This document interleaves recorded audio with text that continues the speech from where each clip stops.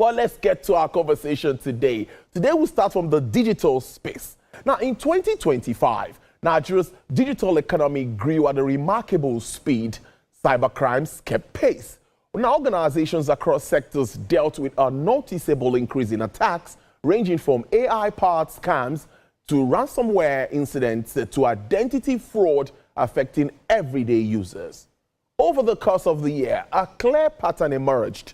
Now, attackers were becoming more sophisticated and faster moving, while regulators were signaling that leniency was coming to an end.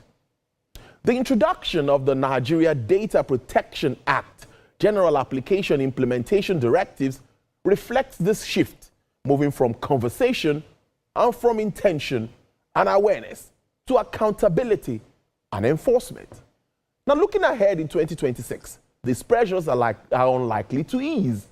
Cyber criminals are expected to rely more heavily on automated and AI-driven tools, while regulators place greater emphasis on enforcement rather than guardians. Yes, that is it. Let's start our week this afternoon as we'll be talking to Africa cybersecurity leader with Deloitte, Mr. Tope Aladenusi. He's live in the studio to start this conversation with us this week. Good afternoon. Thank you for coming to our studio, Mr. Aladenusi. It's really good to see you. Good afternoon, Tolu. Good to see you too. Thank you so very much. Thanks for having me. Yes, I really looked at this report, and I must say a lot of work was put into this. I must say, I think I should allow you take us through a review of what we saw in 2025. We saw that growth, like you said, remarkable speed, but cybercrime also kept pace. Tell us more about this. Cybercrime is keeping pace, or even right now, I would say it's overtaking. Wow. The growth of the digital economy, and I think the reason is simply because Nigeria is now a digital economy. It is, and in a digital economy, what we trade is trust, and because of the fact that the currency that we trade with is trust, cyber criminals are taking advantage of this trust factor, and having a situation whereby they are attacking several organizations because it's kind of like it's easier. It's unlike those days where you want to go and steal from a bank. You need to go get a machinery, get like a gun, a bullion van, and go through some very difficult means. But right now, you just sit down in your home, sit down on a table, on the desk, sit down with the desk, and all you need is just an internet access. Yeah. And with internet access, you can begin to have access to various organizations anywhere in the world. So that is what is making cybercrime, to increase. First of all, we are doing this digitally more, and the entry barrier is so low. It's so easy to get into it, and so we are seeing a very sharp rise in the fact that the tools are available, and then the money is there in the wires. So just all you need to do is to tap into it, and you can make a lot of money. Indeed, I thought about that. We have more payment activities, we have online services, and all of this opens up so very well into the internet. Let me ask a layman's question. How prepared are we to manage the fallout of all of this? I would say we are not as prepared because technology, or let me say cyber attack, is growing at the pace of AI, whereas companies are growing at the pace of regulation. So they're trying to do the minimum. If regulations say, let's do this, they try to make the minimum. But the attackers are not looking at the minimum. They are using the best tools, to try to attack systems. We talked about the state of payments. Right now, Nigeria is among the top 10 countries in the world when it comes to volume of payments. But when it comes to cybersecurity maturity, we usually rank between 60 to 80 in the world. So we're like number 6 in the world in the volume of payments, but we're between 60 to 80 in terms of cybersecurity maturity. And that gap is what the attackers are exploiting. In summary, the pace at which we are growing in the digital economy, we're not growing at the same pace as far as cybersecurity is concerned. And that is where the attackers are taking advantage of. Now, again, in that report, we see that hybrid defense models will be a standard for security operations and, of course, center effectiveness as we move on. Tell us more about this. Yeah, so what we are seeing is that the attackers are using AI to attack. So what took them several months or years in the past to develop, they are doing it now within hours. The same way, the defense must also upskill to that level. We cannot continue to defend our systems like we did in the previous years. We need to ensure that there is a good combination of human and AI working together. Now, look at this year, for instance. In the last 1 month, we have seen attacks in Nigeria like we have never seen before in all these years, what we have seen in the last 1 month. And many of these attacks, they appear very coordinated. And you would know that someone is using an AI tool. So in the past, where you probably need to take your time to set up your systems to attack one system or attack one company, now you can, with AI, you can distribute the attack to several companies in several industries all at the same time. And because of that speed and scale, the defense also need to match up to that level, whereby we begin to work together using AI combination with humans to defend our systems against cyber attacks.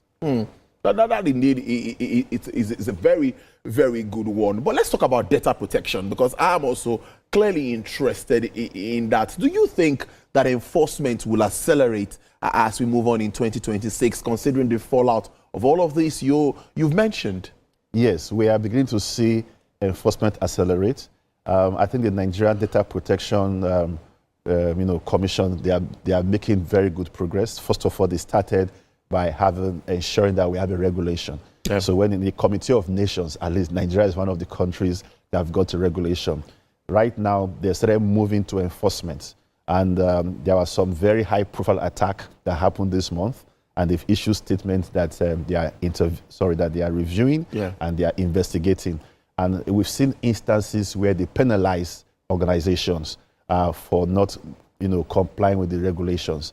And they have the capacity, based on the law, to penalize companies up to 2% of their annual revenue. So we're seeing progress in this regard. But the clamor in the business was that we want more, because we want them to move from just talking about it and saying we are doing something about it to actually holding companies responsible for not, protecting their data in an appropriate manner. And we've seen some movement in this regard, but there's still much more that needs to be done. Much more that needs to be done. We're not talking about the agentic AI, ambivalent tool. I also read about that, and that does a lot of special tasks, not even the regular AI thing that just come to, to support specific tasks. Tell us about this. And also, we are yet to address we're not talking about agentic AI. Tell us more about this. And of course, I again would ask you, are we prepared to manage the fallout of all of these developments? Yeah, very good question, because I think in the last 1 year, what we have seen, both from an attack side and from a security side, is amazing. If you use AI, you'll be amazed how fast AI gets things done, how easy it gets things done. And that is for our day-to-day work. And the same way you see it, for instance, just putting it on, asking one of these AI tools questions, you see the speed with which they bring all the data for you. The same way we are seeing that speed is the same way we are seeing it in cyber attacks. So there is let me give a very simple example. Right now we have agentic AIs that, in terms of attack, that what we call deepfakes, whereby the attackers will mimic anybody. They can mimic you, for example, and they will have a video out there that reads the news, and when we look at it, we'll think it is Tolu that is speaking. So they're able to mimic that, and people are seeing all sorts of things online. They're able to tell which is real, which is fake. So agentic AI, as far as attack is concerned, can do almost anything. And so what we are seeing is that from a defense point of view, we also need to start thinking in that direction, so that the systems on their own, they can even detect something that appears new. You know, it's one thing to detect an attack that has a known pattern, but it's another thing to detect something that is coming for the first time you have not seen, whereby the system knows with the AI intelligence that this thing is, even though it's not a regular pattern and it's not something I've seen before, but it's an attack. You know, so we need to begin to upgrade our systems to that level of thinking, in quotes. Again, to regulators, because I know that we have agencies that are meant to regulate all of this. The argument is sometimes many say they are more of being reactive than being proactive in all of this. So considering where we are, how well we are trying to adopt technology in Nigeria at this time, would you say these agencies are doing pretty better? Can they still do more? If you look at what I mentioned earlier, yes, please. According to the Global Cybersecurity Index by the ITU, our maturity in Nigeria was ranked mid-tier, which is about, well, like I was saying, we range between 60 to 80. Now, one of the reasons why we have that maturity level is because of our regulation. From the reports, we have policies, we have the right framework, but in terms of the execution, in terms of enforcement, in terms of coordination, those things are uneven. You know, it can be better. And that's what we are expecting our regulators to do. We are seeing some regulators that are doing well, like the Central Bank of Nigeria, the National Data Protection Commission. They are making some good progress. However, there are some other industries like the insurance, like oil and gas, you know, so hospitality. Many of them are not doing, you know, they're not doing so much in that industry. There are practically, you know, no regulations at all, or very little regulations, or that enforcement within that space. And that's what we are clamoring for, you know, in this space, that this cyber attack is not something we should limit to only a few industries. It currently affects everyone. We are seeing instances right now where people or where attackers break into systems and harvest, you know, the Nigerians' BVN, username, password, and everything. And they start calling people, and they get it from all these industries that are doing business, you know, with this data. So we need to start looking at the ecosystem. So it's not enough for bank A to be fine. It's not enough for a telecom B to be okay. But the thing is that we all are connected. So it's not about taking care of my system. We need to take care of the ecosystem. Because if the ecosystem goes down, we all go down. And the ecosystem is part of our critical national infrastructure, which we have to protect. So as far as regulation is concerned, back to your question, I think we've done some good things, but there's still much more to be done. Much more. Always, there's always more to be done. Again, I'm going to another zero trust and identity-focused defense. I think you've touched on defense and all, but identity-focused defense is the word in asterisk in here now, will increasingly become the new baseline. Can you also put us through with this? Okay, that's when we look at the pattern of attacks, okay, that you've seen during the time, over time with research, about 90% of them are connected to identities. What's an identity? Your username and your password, your tokens, your PIN, you know, what you use to log into systems. So if you look at most attacks, about 90% of them are connected to identities. Therefore, if you want to strengthen security, you need to strengthen identities. You need to, the way you manage identities, you need to look into it. And in the past, what cybersecurity professionals did was to operate based on the principle of trust but verify, which means that, for instance, if you are a staff of TVC, we can trust you that you are a staff of TVC, and then we give you some level of access or some level of control, and we trust you that, oh, there are some things you should ordinarily not do because you are a staff, trying to make it as simple as possible. Yes, please. But now we are moving to what we call zero trust, whereby we don't trust anybody. We don't even trust our staff. We assume everybody will be attacked, and everybody's identity can be used to attack us. And so the system is designed not to trust anybody, not to trust any system. So there is that shift from that trust but verify model to a zero trust model. And that is one of the things that we are expecting to come to happen in this year and the years beyond. Indeed, when we're talking about AI again, off camera we're talking about TVC, and I told you that we have AI anchors. We are the first to do that in Nigeria, at least as of today. So, but when you look at all of this, you also think of the challenges, because you have to be sure that you're giving real news, nobody is being cloned, and all of these things that we see. As we move on, cyber criminals are also dependent and relying heavily on automation and AI-driven tools. So how do we manage all of this moving forward? Very good question. Let me use TVC as an example. Is for us everybody to understand their risk. Every company faces different risks. Okay. When it comes to cyber attack, there are two types of companies: those that have been attacked and those that will be attacked. And those that have been attacked will be attacked again. So we all need to go back and look at what are the risks that I face.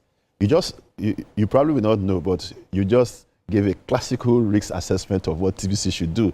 Wow. Somebody can impersonate you. Somebody can take control of your system. Somebody can lock your entire system. You can't send emails. You cannot produce to your viewers. So what do we do to ensure that does not happen to us? Yes. Then a bank, what are my risks? I move money around. What do I do to ensure that nothing happens to that? Then we go to oil company. The systems, the SCADA systems that moves the oil through the pipes. Those are technology. What do I do that someone doesn't take control of that? Because if they take control of that, I can't have my revenue. So the point I'm trying to make is that every company is exposed to some level of risk as far as cyber is concerned. So you need to know your risk. You need to understand your risks, then come up with a strategy to address those risks, to manage those risks. And the strategy will include, how do you have the best preventive system to make it very difficult for the attackers to penetrate you?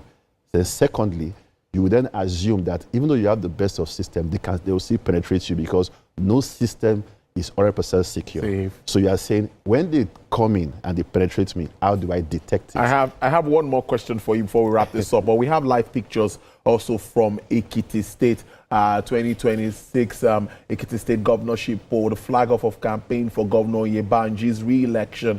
Yes, that will be on TVC News. Business Nigeria continues on all other platforms. Yes, those are live pictures from Ekiti.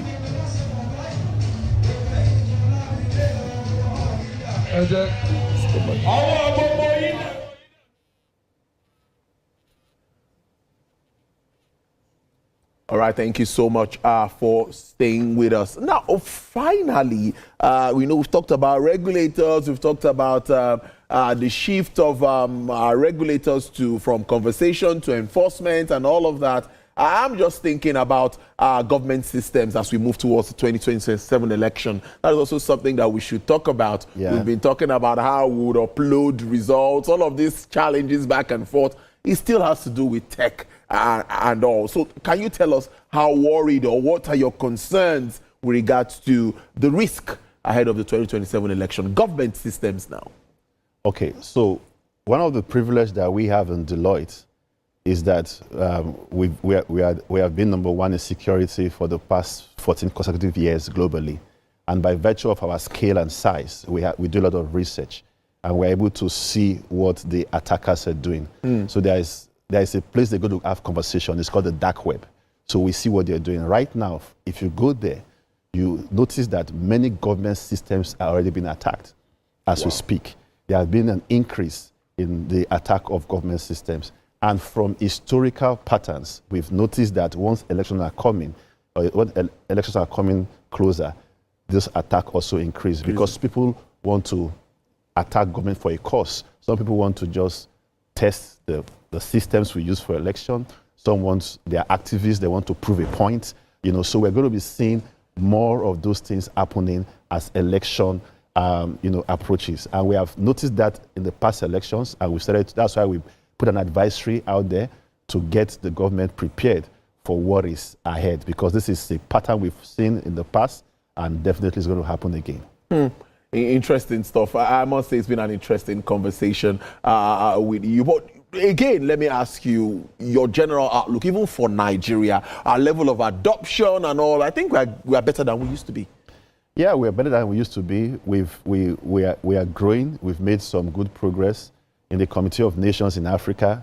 We are not at the bottom. We are not at the very top, but we are somewhere, above average. But if you look at the way we are adopting technology, the pace we are going, it shows we need to do more. Otherwise, it's going to affect everything. And like I said earlier on, in the digital economy, trust is the major currency. It is. And once trust depreciates, it's like the currency devaluing. It's like right now, Naira devalues to 4,000 Naira to a dollar. Nobody wants to do business with Naira or with Nigeria. The same way, when trust is devalued in this digital economy, it affects foreign investment, it affects cost of doing business, it affects almost everything that happens to us on a day-to-day basis. African cybersecurity leader at Deloitte, Mr. Tope Aladenusi. Thank you so much. It's your first time on the show. We appreciate this. Thank you so much for coming through. Yeah, thank you very much. Interesting conversation. I must say, we've been talking so much about cyber attacks, report by Deloitte, and of course, what we should expect moving on in 2026.